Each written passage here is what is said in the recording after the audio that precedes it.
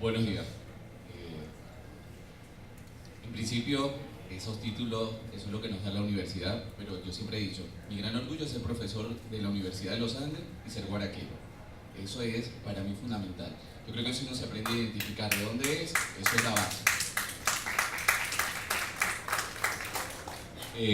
A mí me corresponde hablar en este momento sobre lo que es el inventario del patrimonio turístico y las potencialidades para el ecoturismo en las zonas rurales. Una de las crueles realidades que existe en nuestro país es que cuando revisamos la ley de turismo y revisamos la ley de patrimonio, lamentablemente, tanto el Instituto de Patrimonio Cultural como el inventario de patrimonio turístico que está en el Ministerio de Turismo, parece que sea lo mismo, y no es lo mismo. Y ya vamos a ver por qué. Entonces vamos a empezar con esta frase. Todos se preocupan con la explotación demográfica, pero no se preocupan en el momento justo. Y eso es una de las realidades del turismo. Porque a veces no, vamos a desarrollar turísticamente a los nevados, vamos a desarrollar turísticamente a los pueblos del sur, vamos a desarrollar el páramo, y entonces cuando lo vemos en una crisis, no sabemos cómo solventar la crisis, porque ya se han creado la cantidad de problemas, y se ha tomado además a las comunidades, que son las que muchas veces nos tienen que dar ejemplo de esa realidad. Entonces, esta información la tomé directamente de la página del Instituto del Ministerio de Turismo, y define: patrimonio turístico comprende el conjunto de elementos naturales o culturales transformados en atractivos turísticos, más los elementos de la planta turística, equipamientos e instalaciones y servicios capaz de motivar el desplazamiento de corrientes turísticas hacia un determinado destino. Y eso nos permite crear esa pirámide. Tiene que tener atractivos, plantas turísticas y servicios básicos. Supuestamente esos son los tres elementos para sería el patrimonio turístico. Ahora bien, luego, más adelante, en ese mismo reglamento de lo que es el inventario de patrimonio turístico, dice cómo se convierte el patrimonio natural y cultural en patrimonio turístico. Tomando en cuenta los siguientes elementos: acceso al sitio de interés, vías y carreteras en buen estado, lugares para pernotar, sitios gastronómicos, seguridad y vigilancia, garantía de servicios públicos básicos y tecnológicos, cajeros automáticos y puntos de venta, sin alterar el paisaje natural. Es un poco muy extraño lo que nos está diciendo. Una cosa es que nos dice: conservemos las cosas tal como están, pero tiene que tener un cajero automático, tiene que tener esto, tiene que tener y bueno, entonces yo no me quiero imaginar cómo fuese en una comunidad que se llama Michitú, en el municipio de Guaraque, con un cajero para desarrollar, para potenciarlo, porque además ni siquiera tiene banco todo el municipio de Guaraque, una población de 14.000 habitantes. Entonces, ¿quiénes son los encargados de proteger el patrimonio cultural y natural y turístico? ¿Cuáles son esos entes? A nivel mundial tenemos la UNESCO, que es la Organización de las Naciones Unidas para la Educación, la Ciencia y la Cultura, la OMT, la Organización Mundial de Turismo, y en el caso de Venezuela, MINTUR, el Ministerio del Poder Popular para el Turismo. El Ministerio del Poder Popular para la Cultura, el Instituto del Patrimonio Cultural, el Ministerio del Poder Popular para el Ambiente y finalmente INPAREX. Estas serían las instituciones. Ahora yo me pregunto, dice, el patrimonio cultural y natural para que se convierta en patrimonio turístico, y eso no es así. Eso no es así tan a la ligera. Yo me pregunto, en el turismo sexual, ¿qué pasa? ¿Lo vas a poner? No, para clasificarlo. O sea, lo tomas del patrimonio turístico y lo tomas del patrimonio natural y del patrimonio cultural. Entonces hay que tener cuidado con los sistemas de clasificación. Y era una de las cosas que cuando estaba en el ministerio, en los distintos momentos, que estuve muy cerca, en el 2005, cuando me otorgaron un premio nacional en turismo, yo decía, era un muchachito, recién egresado de la universidad, pero yo decía, muy bien, vamos a hacer ese planteamiento, pero ¿cómo lo vamos a hacer y qué es lo que buscamos tras ese planteamiento de lo que estamos llamando inventario de patrimonio turístico? Entonces, voy a hablar de una realidad que está muy cerca a mí, porque en el momento que me tocó que asumir, a los 24 años, de director de la alcaldía de Guaraque, 22 años siendo director de la alcaldía de Guaraque, entonces eran dos realidades vividas en el turismo rural, por su riqueza de patrimonio natural. Iba a plantear dos. Chaguarán Moveloero, que es del estado Sucre, allí trabajé para la OECID, y en el caso de Guaraque, ya desde el Ministerio de Turismo. Pero voy a plantear Guaraque solamente para que veamos algunas realidades. Cuando hablamos de ese turismo rural, tenemos que consolidar esos servicios. Tenemos que consolidar, pero lo primero en el turismo es, muy bien, traemos el turista, pero si la gente no tiene calidad de vida, si el que va a ofertar ese medio no tiene realmente qué es lo que va a hacer y no tiene un reconocimiento del espacio, pues muchas veces eso es lo que nos genera una devaluación. Veamos el páramo, cómo ha sido intervenido de manera garrafal. Pero no solamente el páramo, revisemos las políticas de Estado. Porque es que en Mérida se han construido más de 5.000 casas efectivamente, pero lamentablemente sobre las ruinas de nuestra identidad. Porque ¿qué te hace? Te dicen, yo te hago la Petrocasa. Muy bien, pero tú me tumbas la casa de Bareque. Porque en esa casa es donde yo voy a construir la casa que te voy a dar, porque ese es el terreno. ¿Y sabes qué es la tristeza? Que allí es donde está la memoria filogenética de nuestros pueblos. Porque cuando yo tumbo esa casita y llega el visitante, yo llegaba a la casa materna, donde mis abuelos, y le decía a mi mamá, ¿dónde vivía mi bisabuela? Y me pasaba el pasillo y me decía, mire, esta era la habitación, esa casa la tumbaron para construir una Petrocasa. O como pasó en Mucuchachí, que se construyeron edificios de 4 pisos, en pleno sistema montañoso. O como ocurrió en Apartaderos. Entonces veamos la realidad de un espacio. ¿Qué hemos perdido? Muy bien, queremos desarrollar el turismo, pero hasta que no tenemos conciencia, los ministerios no busquen engranarse y además reconozcan a las comunidades como las que tienen el conocimiento, y ese conocimiento que hoy se ha venido discutiendo, ese conocimiento libre, solo lo vamos a reconocer cuando revisemos las bases y no mandando directrices desde arriba que lamentablemente van destruyendo lo que está abajo. Entonces a mí me tocó, como soy guaraquero y viví allí, conozco el municipio y de los 14.000 habitantes creo que me debo conocer 10.000. Eso me hace una gran factibilidad y de los 10.000 me debo saber el nombre de 7.000, porque uno tiene que aprender a conocer su espacio. Porque si no reconoce su espacio, lamentablemente no tiene valor, no tiene identidad. Hicimos el primer levantamiento de Guaraque y se planteó un proyecto para el Ministerio de Turismo. Y el Ministerio de Turismo empezó a poner todas las 1.001, todas las trabas que se puedan imaginar. Para el 2005, en ese mismo año, agarré, me fui con el proyecto y se lo presenté directamente al presidente Chávez. Porque ya era una cantidad de trabas y trabas institucionales. ¿Y de qué nos valíamos como comunidad? Porque yo allí no me sentía el profesor universitario. Yo me siento allí el guaraquero que tenía que luchar por mi comunidad y tenía que dar un respaldo a mi comunidad.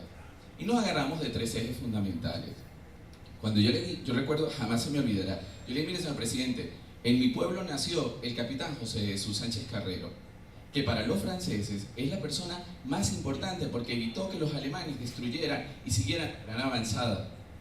Eso para ellos fue tan significativo que, porque a él se le reconoce el héroe latinoamericano, como un héroe latinoamericano, y eso nos dio ya un primer potencial. Guaraque nutre a la represa Uribante Caparo con 33.3% de agua, nos daba el segundo eje. Y en el ámbito de la producción agrícola está entre los primeros productores de papa, fresa, apio y tiene la mejor producción de repollo de América Latina, certificado por la Keller, que es una de las empresas de mayor reconocimiento. Eso fue básico para que nos aprobaran en aquel momento la restauración del pueblo, pero no era porque teníamos que darle calidad de vida a los que viven en el pueblo. ¿Cómo yo llevo un turista a un sitio si el que vive en el sitio no tiene calidad de vida? Es lo que nos pasa en el páramo. Yo viví en Mucurubá unos años. La gente muy bien, tiene una habitación preciosa para recibir al turista, pero ellos ni siquiera tienen baño. Entonces, ¿cómo le doy yo respuesta a una realidad frente a la otra realidad en el ámbito turístico? Yo dije, bueno, vamos a empezar, este plano es del 2005, del 2004.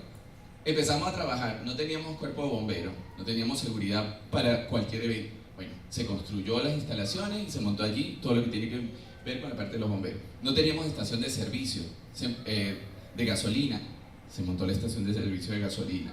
Se planteó comprarse esta antigua casona para convertirla en un centro de irradiación cultural. se restauró el pueblo justo completo porque el pueblo es una sola calle.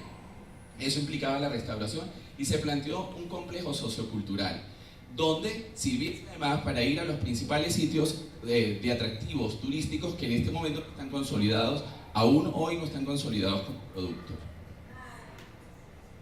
Bueno, esto es Guaraque, justamente lo que les mostraba, la meseta, en la cual se va a poder ver el pueblito.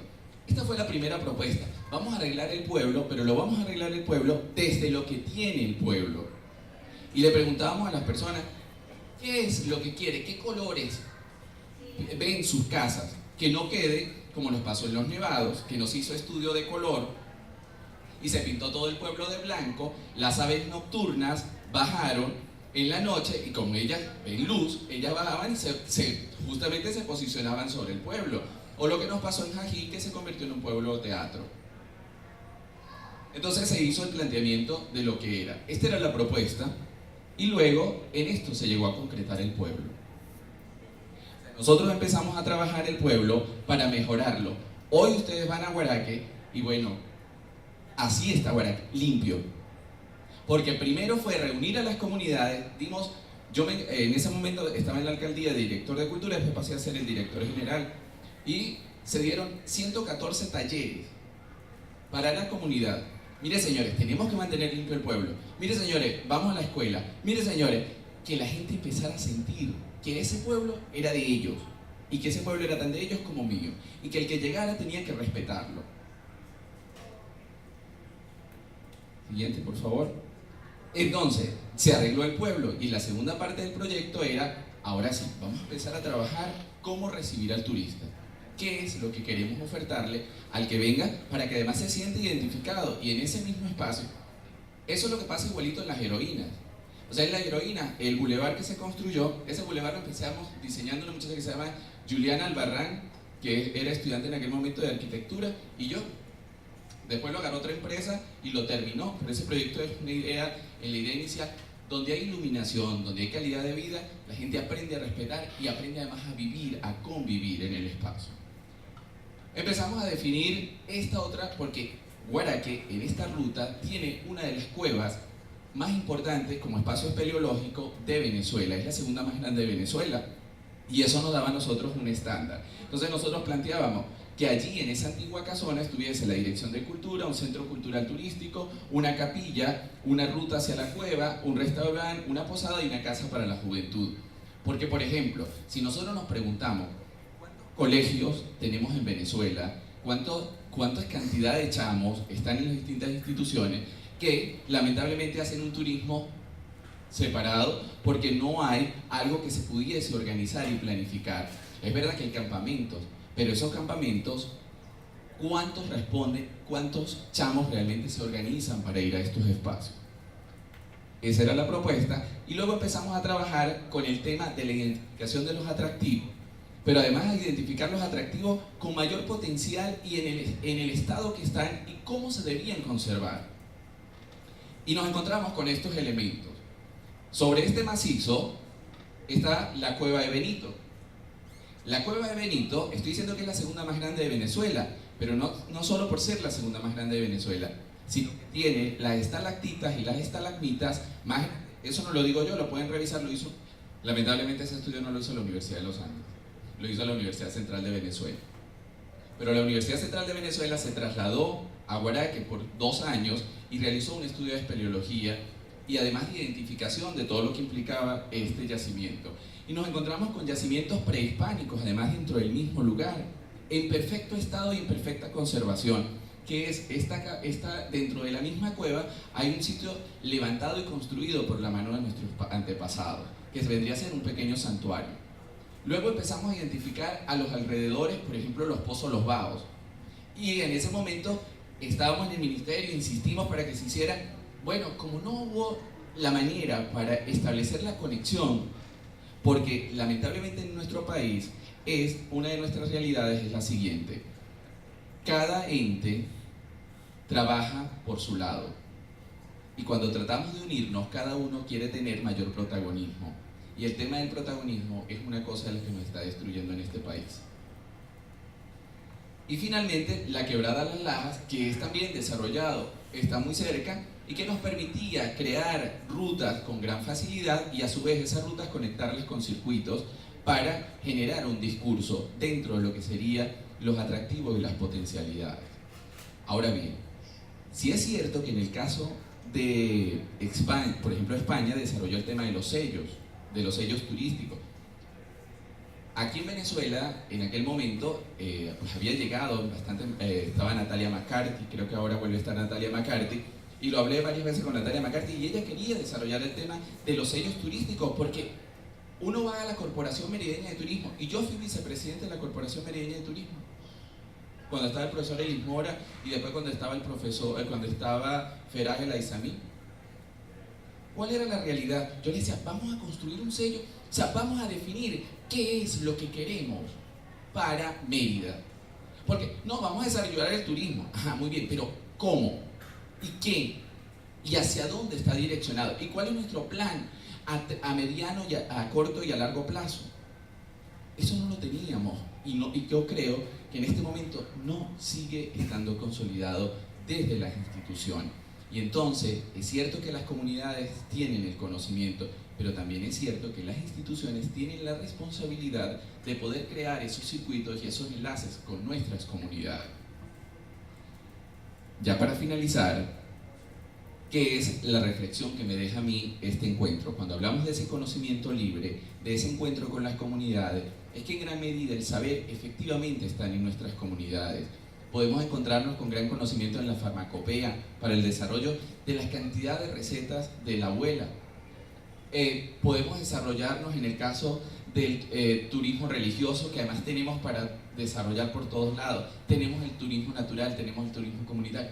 Una cantidad de planteamientos, una cantidad de líneas que pudiésemos girar nosotros desde el ámbito de lo que nos llamamos conocedores, entre comillas, porque realmente ese conocimiento está allí en las bases. Pero para que esas bases puedan surgir y puedan tener realmente el apoyo y la consolidación de sus propuestas, tenemos que no esperar que ellos vengan, sino nosotros ir. Porque es muy bien vernos en este tipo de auditorio, pero sabe que es difícil cuando nos toca que estar allá. Y yo me crié allá, y sí es verdad que me vine a la universidad y me fui a Caracas y no sé qué más, o sea, yo nunca me desconecto de ese lugar, ni nunca me desconecto de las comunidades, porque el que quiera desarrollar un trabajo de vida comunitaria puede estar en el estándar que sea, pero nunca perder el lugar de nexo de dónde viene, qué quiero y qué busco. Gracias.